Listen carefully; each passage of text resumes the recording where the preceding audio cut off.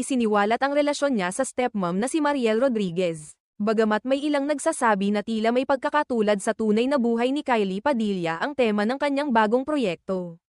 Hindi nag-atubili ang aktres na linawin ang tunay na sitwasyon sa likod ng kamera, lalo na tungkol sa kanyang relasyon sa kanyang madrasta na si Mariel Rodriguez Padilla.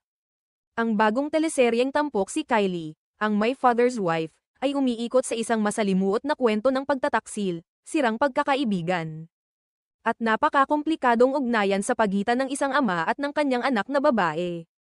Sa unang tingin, hindi maiwasang isipin ng ilan na ito'y may koneksyon sa personal na buhay ng aktres. Lalo na't kilala rin si Kylie sa pagkakaroon ng mga isyong pampamilya noong mga nagdaang taon.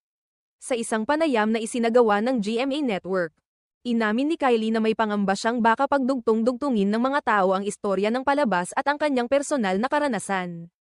Actually,